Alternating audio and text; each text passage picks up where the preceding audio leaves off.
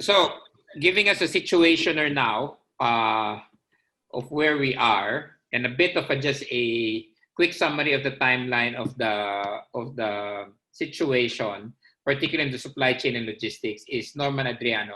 He's one of our key resources and lecturers in Thames, focusing on the supply chain operations. He's been in the supply chain industry for almost 20 years, from Ramcar to Aboitiz to DHL.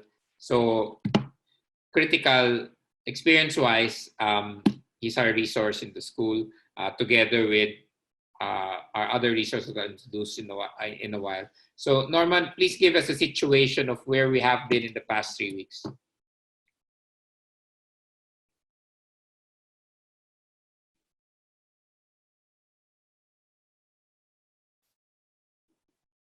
Hello, good morning, everyone. Okay, so good morning, everyone. I am Norman Adriano from Thames International. I hope you are consistently staying at home and finding creative ways to make your stay productive and enjoyable. Before we turn you over to the main resource speaker in today's webinar, let me just quickly take you through how the supply chain was impacted in the past 3 weeks. Okay. It's been 3 weeks of community quarantine, and the last 2 weeks we saw an enhanced version in Metro Manila because of COVID-19. No one was prepared for this pandemic, not the government, nor even the most seemingly forward-thinking companies in their industries, ranging from technology to automotive to food. These companies have reported impeded or entirely shut down production due to raw material supply challenges. For most everyone, this was the ultimate stress test, even for the most optimized global supply chains. On the first week, the Philippine government's Interagency Task Force, or the IATF, was created to issue policies that are to be enforced down to the barangay level. The rules and policies have, however, come in trickles, such as that there was a lot of confusion on the ground, especially during that week. For example, the IATF instructed that only essential goods will be allowed to pass through checkpoints. These are fast-moving consumer goods, medicines, and medical supplies. Unfortunately, most people manning the checkpoints did not know what the essential goods are or were. Trucks were prevented to pass through, creating traffic jams and social distancing issues on the road. On the second week, the IATF clarified that all cargo, not just essential goods, should be allowed to pass through checkpoints. Letting all cargo pass through checkpoints is required because the manufacturers of essential goods are also dependent on their suppliers that are delivering the components that may not be classified as essential but are necessary to produce essential goods. At this point, we give particular credit to the Department of Trade and Industry for advocating for the logistics sector in the IATF deliberations. Aside from the supply chain and logistics related institutions, the government allowed essential institutions such as banks, supermarkets, drugstores, government agencies, hospitals, and utilities to continue operating. However, the challenge continues to be public transportation for the employees working for these operating entities. Public transport is an important link in supply chain management. The restriction on public transport will have an adverse domino effect throughout the supply chain, as we will discuss on the following slide. In the last slide, we highlighted the domino effect of suspending public transportation. Public transportation is an integral part or an integral link in the supply chain. When the link breaks down or becomes inexistent, the whole supply chain suffers. The inability of employees, for example, to reach their places of work resulted to a less than what was planned as a skeleton force. Essential services, such as those done by the Bureau of Customs and the trackers, for example, were hampered and has created an impending port congestion. Last week, the biggest port in Manila said that inbound containers remain at an average of 4,500 TEUs per day, but the volume of pull-out of these containers were only 1/3 of the inbound volume. And the primary reason given is because there were not enough people to do customs clearance, and there were not enough drivers to drive the trucks, and all because of the absence of public transport and the mandated skeleton workforce. The head of the newly created National Task Force for COVID-19 recently said that the enhanced community quarantine may be extended to another 15 to 20 days. The question is, how will our supply chain hold out? May I offer the following suggestions? First, continue with the collaboration. Collaboration with all stakeholders of the supply chain and logistics to come out with a comprehensive plan with government. This must include all stakeholders outside Metro Manila, such as Vismin, because Vismin is a food source for Luzon. Second, communication. All communication policy and rules of the IATF must also come with educating the enforcers all the way to the barangay level. Third and finally, learn from our neighbors. We do not have all the answers and knowledge. Sharing is key. This is the reason why Thames International continues to provide resources such as our speaker for today, Mr. Roger Lee, who is the director of the Singapore Institute of Materials Management. Thank you very much. I hope everyone continues to stay home so that we can all help in flattening the curve. May God continue to bless us all. Back to you, Joel. Thanks a lot, Norman. So let me now introduce our key resource person. Roger's been a friend because Thames International has been working with the Singapore government in giving free access to all of the knowledge that they have. So Roger is actually the executive director of the Singapore Institute of Materials Management. SIMM is the training arm of the logistics and supply chain industry of Singapore. Aside from that, he is the vice chairman of the Asia Pacific Logistics Federation. Roger is also an author of a lot of books, but the ones that would be of most interest to us is a book on world-class logistics and supply chain management. He also has a world-class logistics management book that was set up really for China. So Roger has been, this is the second webinar we have with Roger, who is really here just to support us, particularly in this time that we need to, as Asik Jean said, we need to relink the chain that was broken in our supply chain and logistics sector. So Roger will be going through this day, this workshop in a kind of a different manner. But because we want to have an output, and that output will become your suggestions and solutions, particularly on our sector, after hearing some of the frameworks and case studies that Roger will do. So Roger, welcome and thank you again for helping our country during this time. Hi. Hi, Joel. Thank you for the opportunity. Hi, everybody. Greetings from Singapore. I hope all of you can hear me loud and clear. And okay, myself, I'm the director of the Singapore Institute of Materials Management.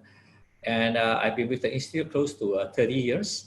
And the Institute is actually a 40-year-old institution, a non-profit association. So later on, we're going to have some questions and answers. If you look at the panelists, I'll hi everybody. I'm not sure you can see, it's at the Zoom webinar chat. Yeah, later on, there will be questions and answers, and a lot of the responses will be and answers will be here. You know, will be here, and at the same time, you know, I will also use my voice to.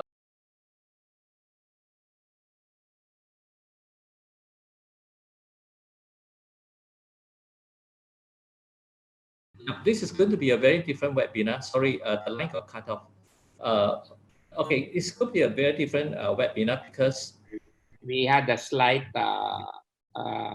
the video stopped for a while. Can you just like return for like 30 seconds on what you were saying? Thanks. Sorry about that. Okay.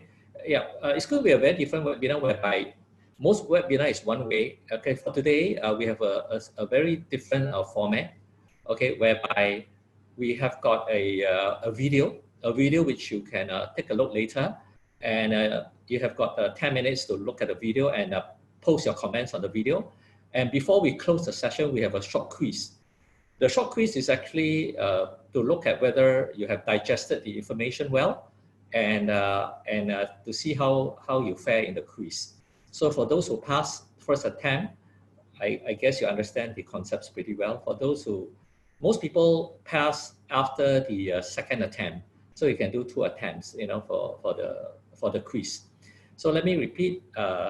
There will be two components, 2 key components here. Okay, let me type it up. 2 key components. One is the video, which you will watch, and also the quiz. All right, so that will make the webinar more interactive, a little bit more exciting, and we keep our best to within the hour. Okay, we will try our best to complete the webinar within the hour. So what I do is this: I'm going to share screen now. All right, I'm going to share screen now. All right.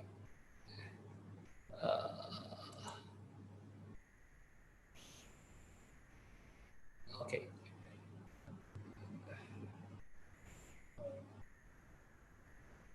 Okay. So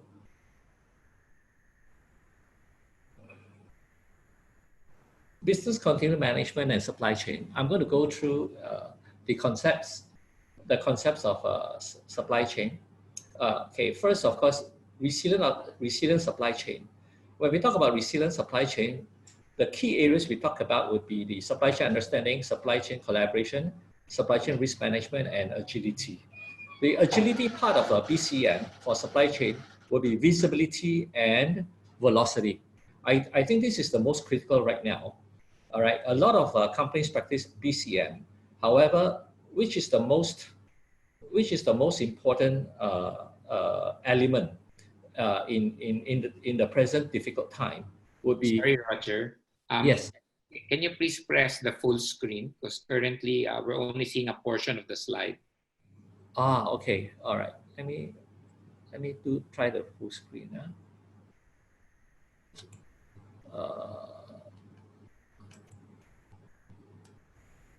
Just a minute.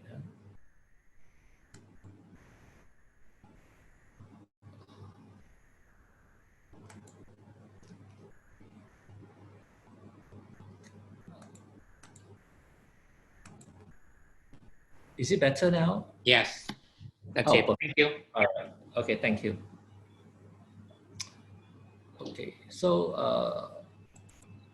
okay, for example, all right, the resilient supply chain comprises the supply chain reengineering, supply chain culture, supply chain collaboration, and of course, the important part will be the agility part, which is visibility and velocity. I think earlier on, Norman mentioned about goods get stuck along the way because of lack of what we call visibility and velocity. So I think companies would need to look at a lot of areas on this agility part. How fast can we move to ensure that we are agile? All right, the principles behind. Of course, under the resilience, we have got 3: resistance and recovery. All right, we have got avoidance, other resistance, and containment. And avoidance and containment, we are talking, a lot of people are talking about post COVID-19, which is talking about recovery, stabilization, and return back to normal. So I think these are the 2 areas that we need to look at.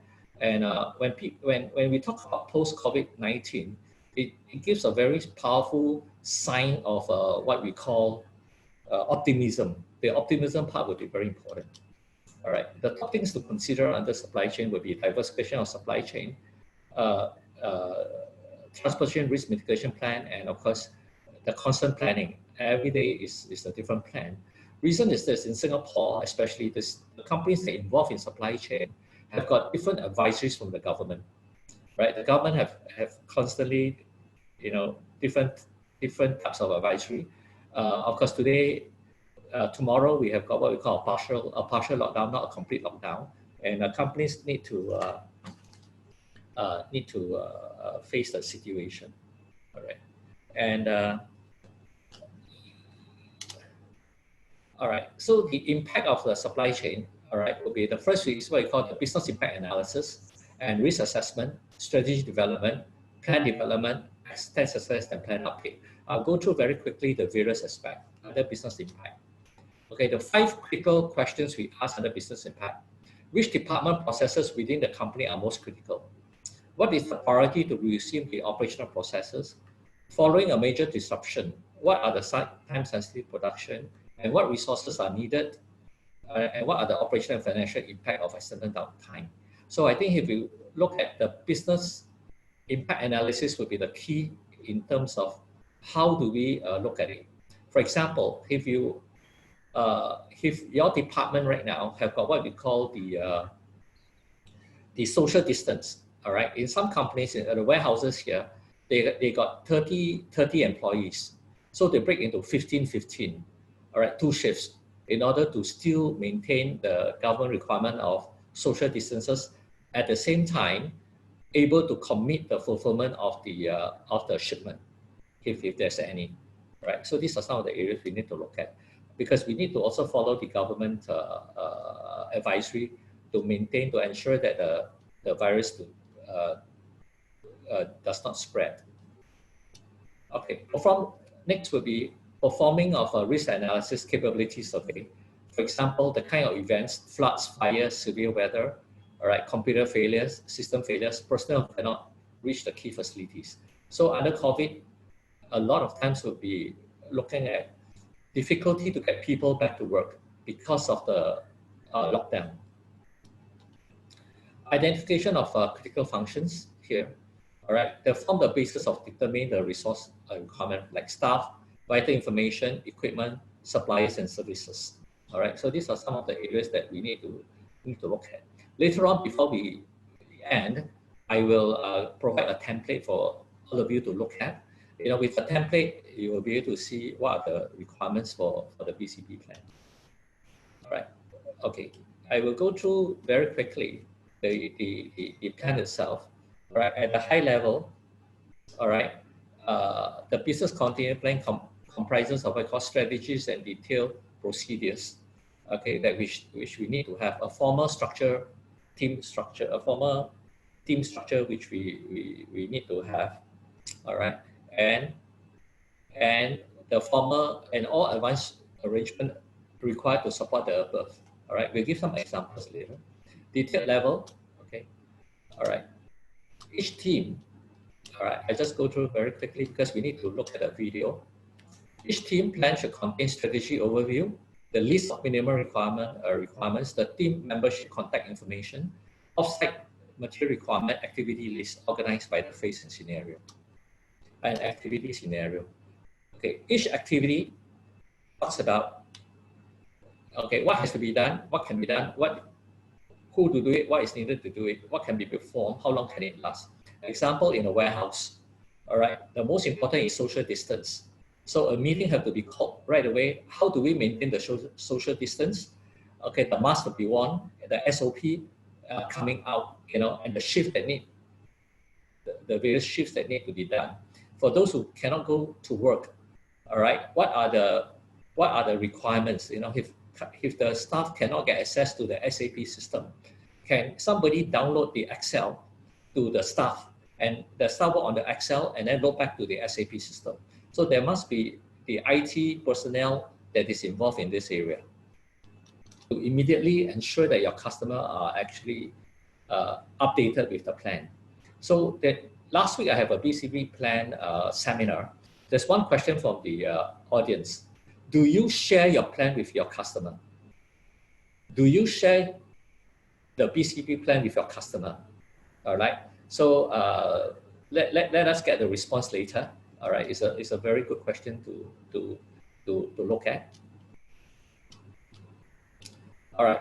and exercise of a business impact analysis. All right, most of the time, all right, I just want to revise what are the business impact analysis. Let me repeat: the department and processes within the company most critical. What are the priority to resume operational processes? Okay, following major disruption of operation, how soon can we come on board? And what are the operational and financial impact of external downtime?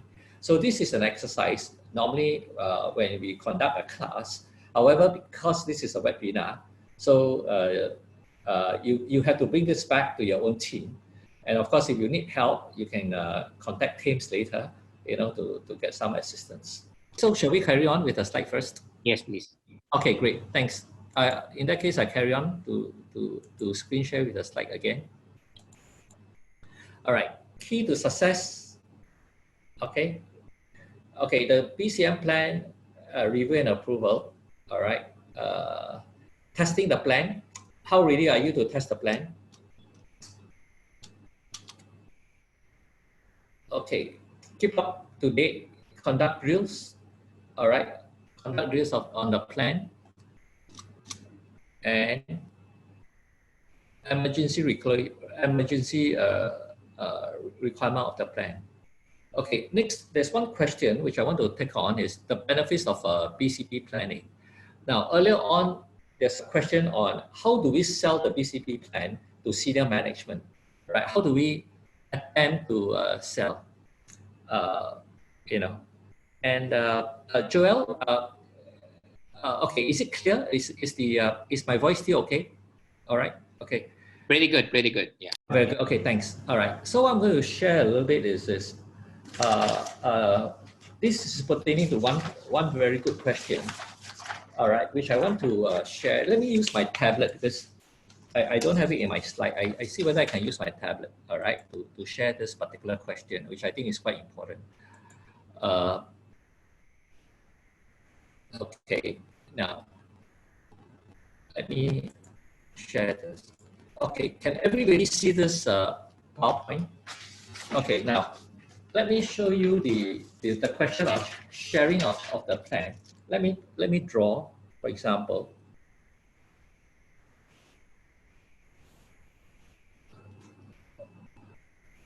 Okay, let me draw a quadrant, quick one. Okay, here I got what you call major disruption. Major disruption. Here we have what we call strategic shift. And here we have got incremental change. And here we have what we call flash in a pan. Flash in pan. All right, let me illustrate this. This is I call high impact. High impact here.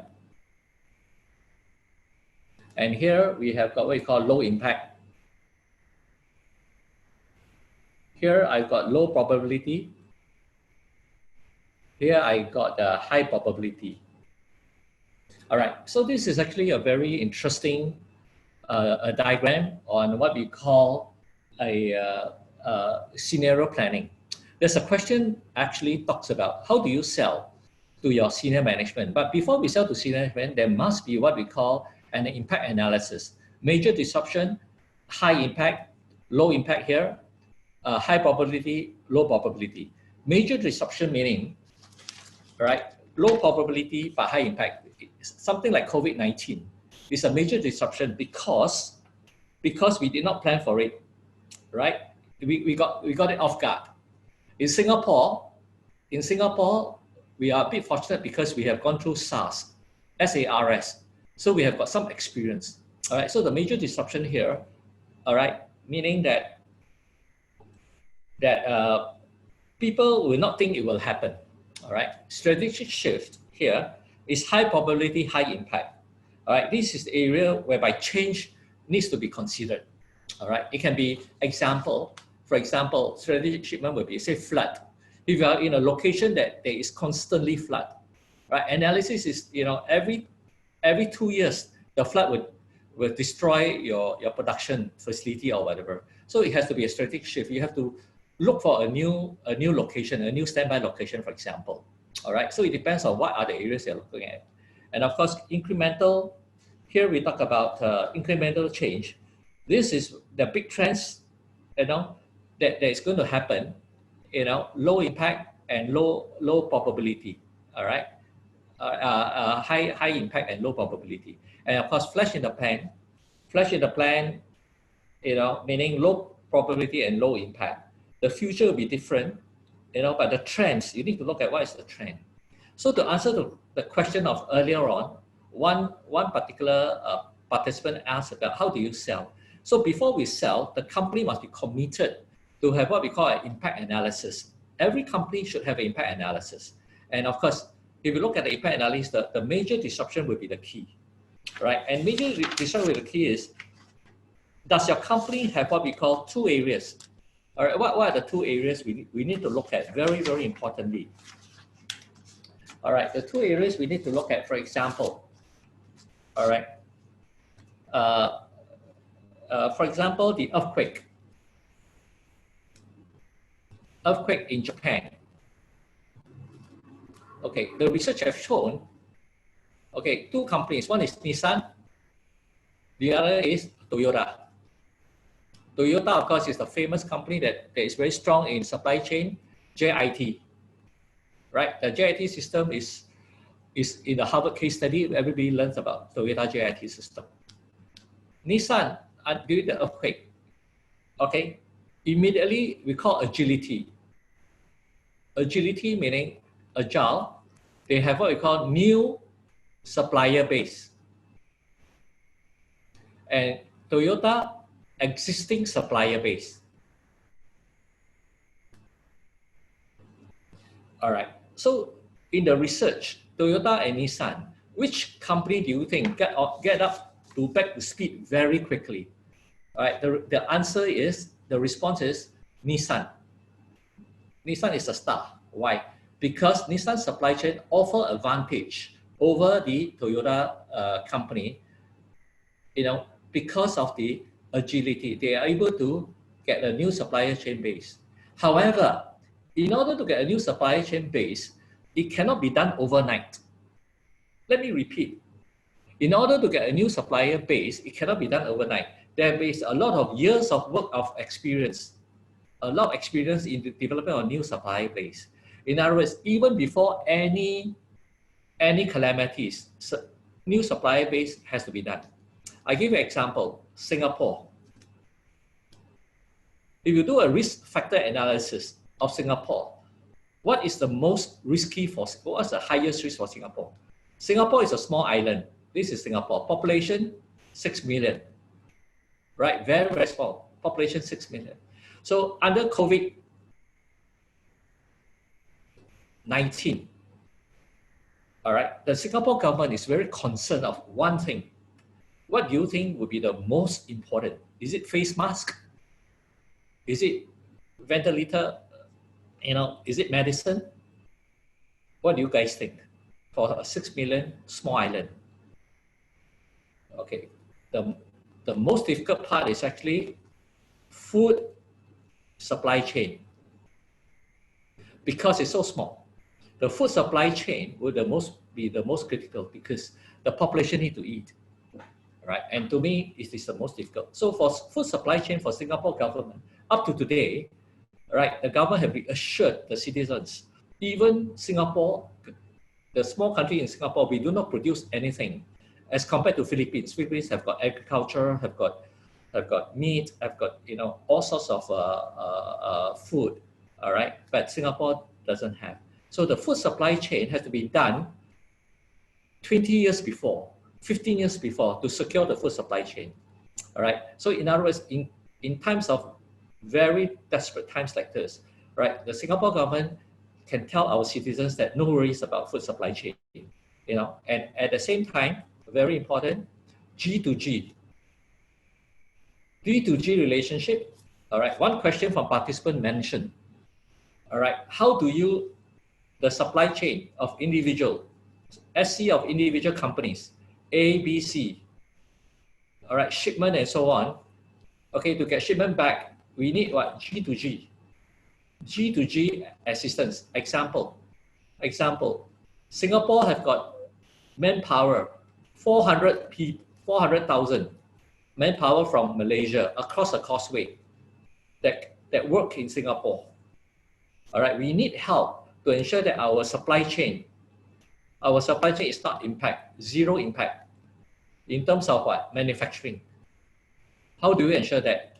The government, the G2G, the government have to speak, the two governments have to talk and say that, do we want our workers to continue to work? All right, so there's a lot of important power in terms of synergy between all the companies. All right, all the companies here gather together, and speak to, for example, TTI, MTI, or whatever, and negotiate to say that can shipments still go. At the end of the day, all right, our supply chain only have got one objective. Supply chain cannot stop. That's all. That's the goal. Our supply chain cannot stop. Whatever it happens, because the supply chain, the logistics is the GDP generator for the whole country. So I think in this respect, it is quite important that we need to work on the impact of supply chain. All right. So let me. I hope I've given enough examples here. I will go back to my slide. All right. Okay. Let me go back. I need to do the display setting. Yeah, I think it's back to normal. Yeah, it's All right. okay. It's okay.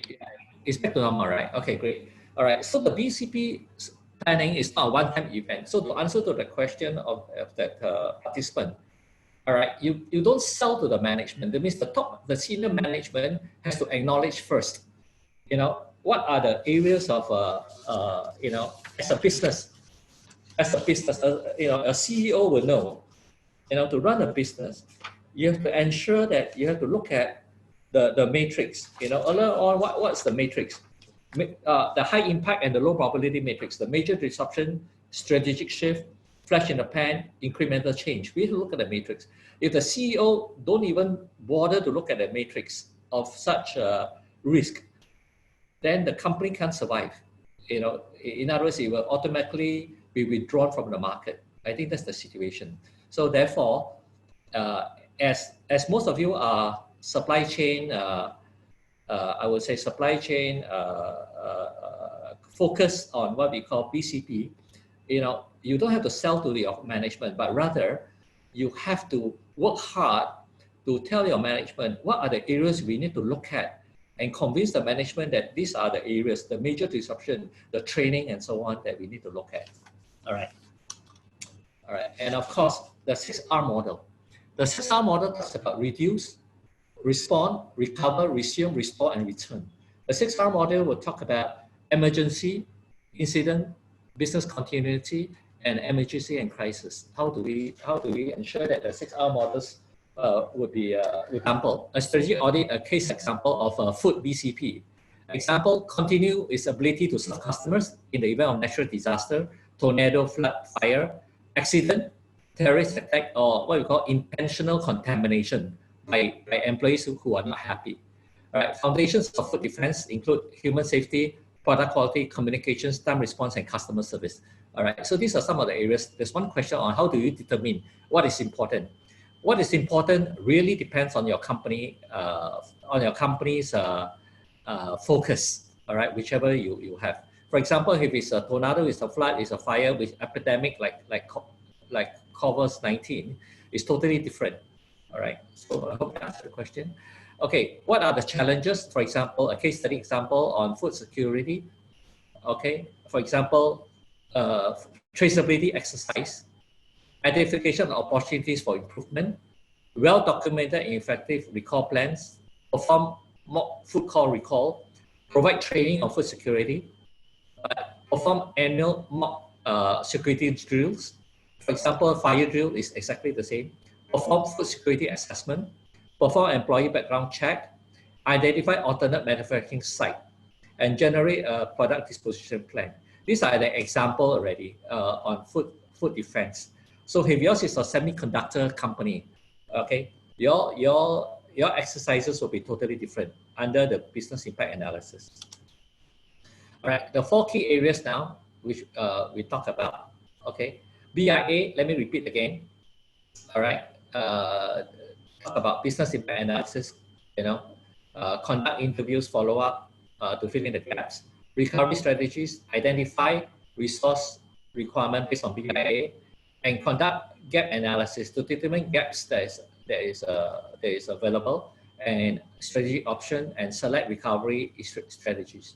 Plan development, develop a plan framework. Earlier on, I talked about the strategic plan framework already. And of course, this part is very important.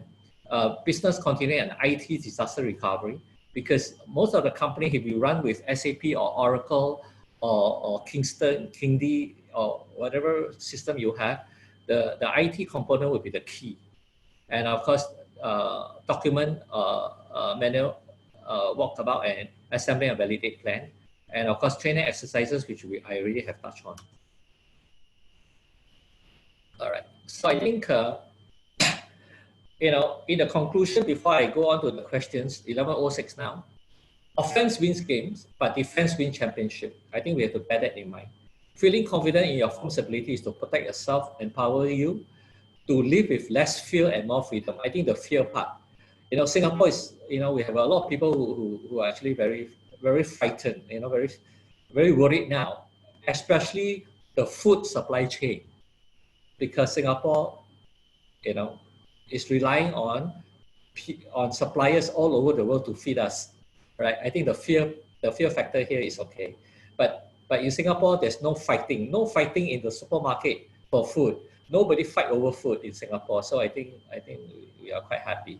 All right, so I will go on to the questions right now. All right, and let me get my board. And one question which is in my mind now. Okay, very important. All right. Okay, let me see.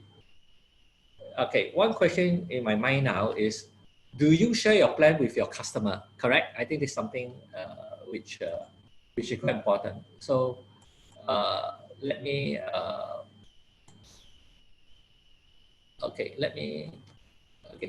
go to my tablet. Okay, here. Okay, sharing. Let me see whether you guys sharing. Joel, can everybody see the PowerPoint, the slide? Yes, you can see it. Okay, I do a quick one. Sharing, do you share your plan with your customer? Okay. Okay, response is yes. How do you share? For example, you have different customer. A, B, C, and D. And the company here, own company. Okay, BCP plan for A, BCP plan for B, BCP plan for C, BCP plan for D. All right, for example, A is very unique customer. Okay, A is what we call cold chain customer. Right, cold chain customer is very, very concerned of one key factor. What's the key factor? Temperature disruption, aircon disruption. So for A, all right, it's a cold chain customer whereby you help them to, third-party logistics provider, you help them to store, fish, chicken, frozen food, and so on. So you share with them your plan, that you have got 100% redundancy for your cold chain. You have 2 compressors. If one compressor break down, another compressor take over. Or, you have a humidity sensor. You share with your customer A, the BCP plan, and your customer will be very happy because when your customer audit you, when they audit you, they will definitely audit your BCP, 100%. All right, so you have to show them your plan. However, for B, you do not show the cold chain plan of A to B, right? You just show to A, and for B, they have another requirement for the BCP, right? And for B, depends on what is the requirement. Maybe they are worried about earthquake for B. Why? Because for B, earthquake, because for B is a semiconductor company. Semiconductor very, very earthquake can can affect the yield of the precision of their parts and so on. So earthquake, for example, for B, depending on B. And then for C, very worried about what? Supply chain. So different customer have got different requirement, right? Christian customer have different requirement for their BCP. So the answer is a resounding yes, share, because it shows that you are prepared. No customer will want to work with a supplier who are totally unprepared. They will kick off the supplier sooner or later. And the test of your agility, the test of agility will be important to see how you plan. I hope that answered the question on. Yeah. Roger, just Yeah. a quick question. The Yeah. Philippines is just like currently we're on a 100% lockdown, but we have to move to a partial lockdown, very similar to Singapore, because Yes. our businesses have to continue. Can you just describe how the partial lockdown is being implemented in Singapore? Good, We have good a lot question. of government officials Yes, are listening in. Good question. Okay, right now partial lockdown. Okay, partial lockdown. Okay, the key areas would be the government mentioned essential services. Essential services will be up. What are the essential services? Bank. The bank services are not affected. All right, the bank services, hospital. Any country in the world, whether partial or full lockdown, hospital, clinic cannot stop. And last but not least, logistics. Why? Why logistics cannot lock down? Why? Because GDP, because unemployment, employment. All right. So partial lockdown for logistics. A lot of companies still working. All right. However, number one, a lot of what we call self-imposed checking. Example, temperature check. All right, temperature check, and also, for example, social distancing. Social distancing. All right, as I mentioned earlier on in the logistics warehouse, instead of 30 people operating, you got 15 people. And then some companies activate another warehouse through outsourcing. The government allowed that. All right, so in that supply chain, it's okay, it's moving. And at the same time, G to G, earlier on, G to G, okay, Malaysia government and Singapore government, Singapore government and China government, Singapore government, Australian government. If you check the so-called media, that there's a lot of understanding right now that all the governments right now throughout the world would not want to stop the supply chain, because people got to make a living, employment got to go on. All right. So the partial lockdown means that companies will still work from home. However, for some of the especially in logistics and supply chain, people still got to work. For example, even in lockdown, people need to go to the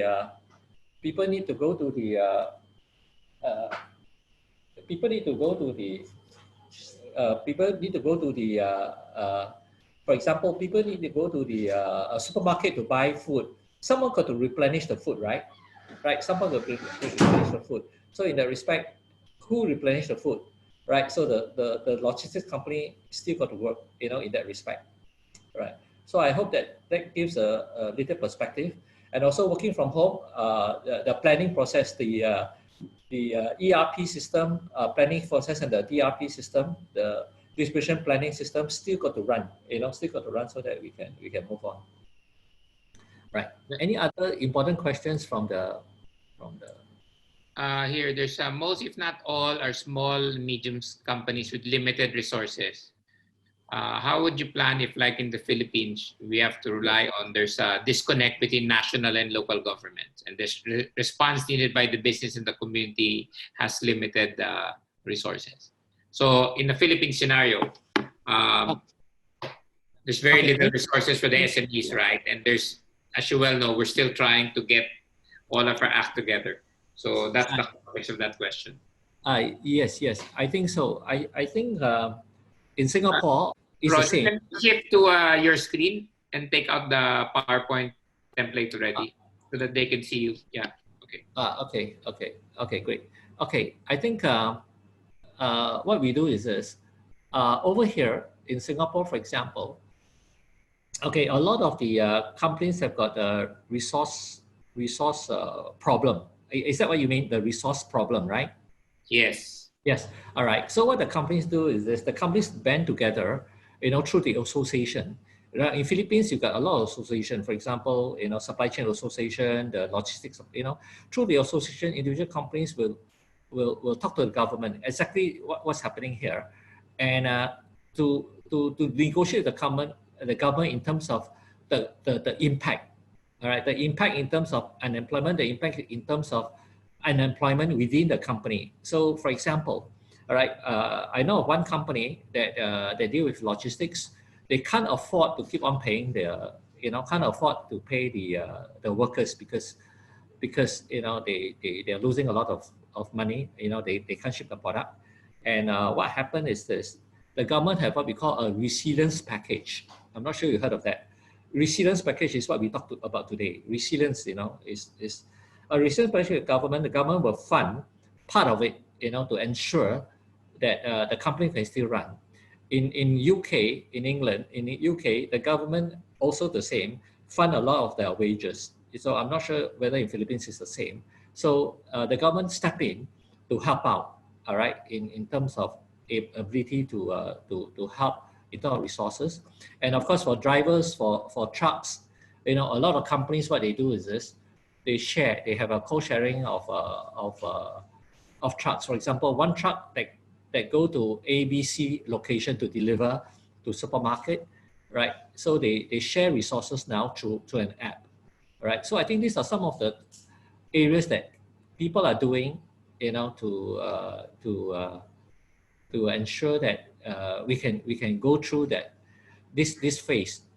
And the key thing is this: like in China, all right. I can also share a little bit in China. When Xi Jinping, the president of China, go down to Wuhan, all right, to tell the whole Chinese community that Wuhan is ready to work again. Wuhan is ready to work. So let's move on.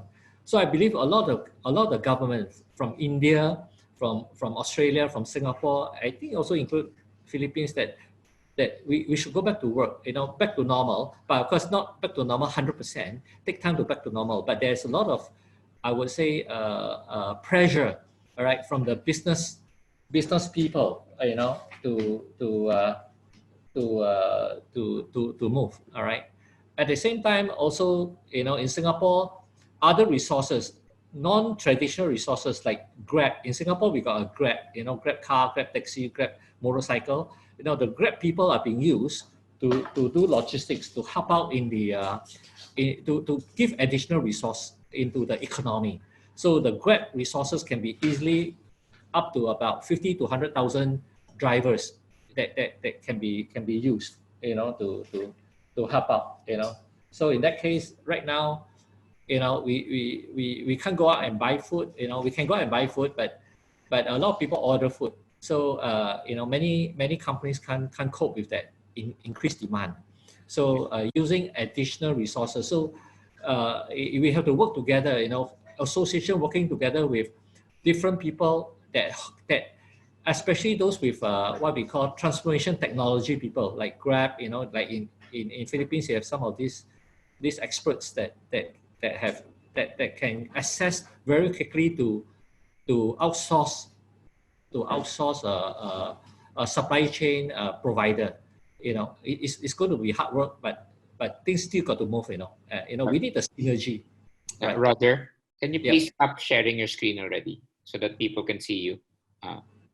Oh, okay. People can see me, huh? Let me see how. Stop your screen share. Okay. There.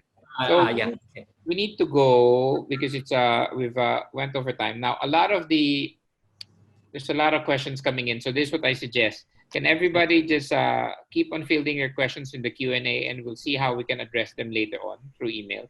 And then please sign up not sign up, but please answer the survey questions and give all of your, give all of your suggestions to the government.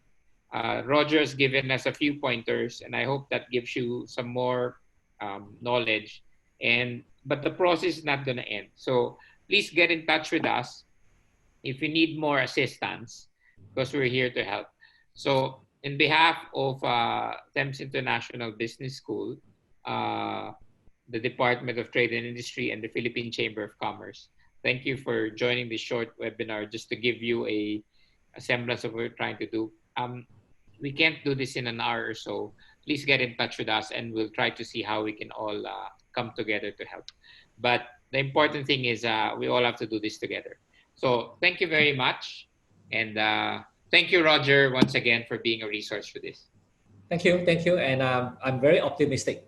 We will go over it, and 10 years from now, 5 years from now, we'll discuss how difficult it is, but we will go through it. I'm very, very optimistic. Thank you so much for the invitation. Thank you. Thank you.